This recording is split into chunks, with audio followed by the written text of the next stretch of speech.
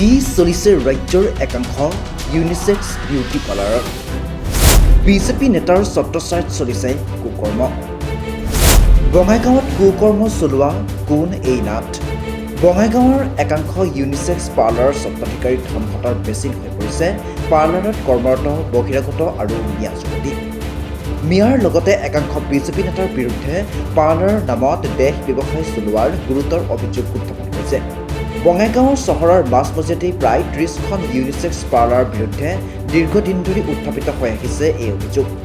reels ভিডিঅ'ত আপোনালোকে প্ৰত্যক্ষ কৰা টকাৰ বান্দিলেৰে ৰিলছ বনোৱা আৰু খুব কম দিনৰ ভিতৰতেই লাখপতি হোৱা মহিলাগৰাকীৰ নাম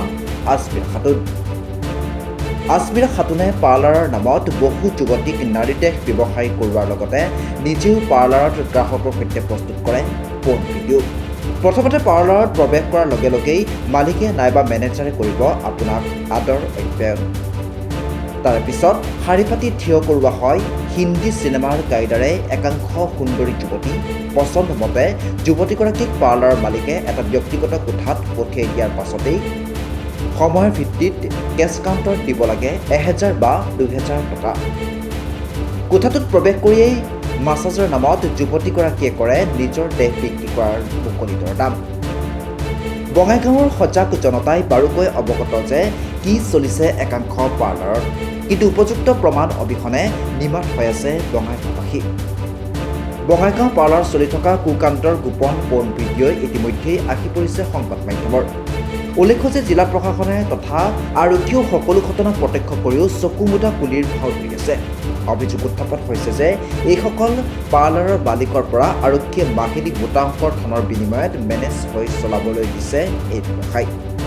এক কথাত ক'বলৈ গ'লে বঙাইগাঁও চহৰৰ এই পাৰ্লাৰসমূহত এতিয়া হৈ পৰিছে মুকলিৰ ৰেড লাইট এৰিয়া ছোৱালীক নহয় ডাইৰেক্ট মালিক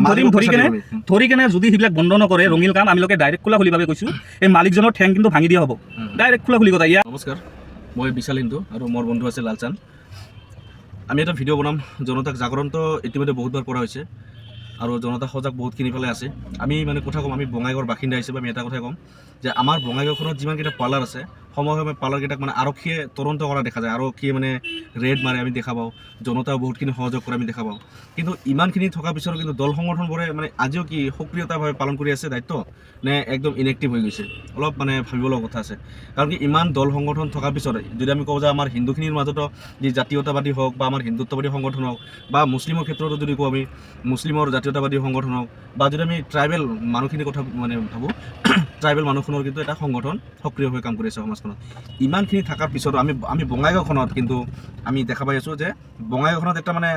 বেশ্যালয় টাইপ হৈ আছে হয়নে বন্ধু হয় হয় তো সময় আমাৰ লগত এটা পুৰুষ আছে এটা নহয় এটা দুটা বহুত কেইটা পুৰুষ আছে বহুতবিলাক পাৰ্লাৰত বা ৰঙীন কাম চলে বুলি আমাৰ হাতত পুৰুষ আছে পুৰুষ থকাৰ কাৰণে আমি লোকে কিন্তু সেইবিলাক ভিডিঅ' বনাই কৰি আছোঁ কিন্তু এটা কথা আমাৰ বঙাইগাঁও ছোৱালী নাই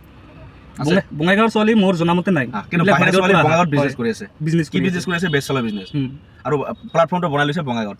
কিন্তু অনাৰবিলাক বঙাইগাঁৱৰ হয় না তো যি কি নহওক যদি আমাৰ লগত প্ৰমাণ আছে তো আমি কাম কৰিব নোৱাৰোঁ নেকি আমি বঙাইগাঁওখনত দৌৰি তেওঁলোকক ধৰক লেডিছে যদি মানে ইলিগেল এক্টিভিটিছ কৰি আছে লেডিছটো আমাৰো আছে প্ৰথমতে আমি লোকে আইনীভাৱে কাম কৰিম আচ্ছা তাৰপিছত যদি আইনীভাৱে নহয় তাৰপিছত আমি লোকে সেইবিলাক পাৰ্লাৰৰ যিবিলাক পুৰুষ আছে সেইবিলাক পুৰুষ লৈ কিনে আমি লোকে ডাইৰেক্ট পাৰ্লাৰত সোমাই কেনে প্ৰথমতে সেইবিলাক পাৰ্লাৰত কি কাম চলে এই পাৰ্লাৰৰ মালিকৰ লগত সুধি কেনে আমি লোকে এই ভিডিঅ' ক্লিপবিলাক দেখাই কেনে আমি লোকে ক'ম সেইবিলাক আচলতে ক'ৰ হয় মানুহবিলাক আৰু সেইবিলাক মানুহ দি কি কাম কৰি আছে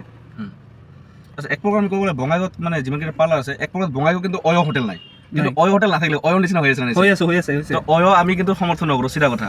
তো আমি এটা কথা ক'ম এই যে আপুনি যে ক'ল যে আমি আৰক্ষীৰ সহায় ল'ম ঠিক আছে নিশ্চয় আৰক্ষীৰ সহায় ল'ম যদি অপশ্যন এ অপশ্যন বি যদি আৰক্ষী আমাক সঠিকভাৱে সহায় নকৰে তে দ্বিতীয় হ'ব কি আমি ছ'চাইটিৰ ফালৰ পৰা ব্যৱস্থা ল'ম মানে আমি ছোৱালীক দৌৰাই বঙাইগাঁওখনত ধৰিম দৌৰাই ছোৱালীজনীক বঙাইগাঁৱৰ পৰা বহিষ্কাৰ কৰাৰ কাৰণে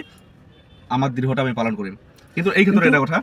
যিমান দল সংগঠন আছে আমাক সহযোগ কৰক আৰু দল সংগঠন যদি এনেকুৱা লাগে দল সংগঠন যদি নিস্বাৰ্থভাৱে কাম কৰি আছে এই পাৰ্লাৰখিনিৰ এগেইনষ্টত কিন্তু কাম কৰক বা আমাক সহযোগ কৰক বা তেওঁলোকে নিজেভাৱে দায়িত্ব লওক আমি নিশ্চয় সহযোগ কৰিম তেওঁলোকক এই বাতৰি সম্প্ৰচাৰৰ পিছত জিলা প্ৰশাসনে কি ভূমিকা গ্ৰহণ কৰে সেয়া সময়তহে হ'ব লক্ষণীয় নিউজ 64 NV Live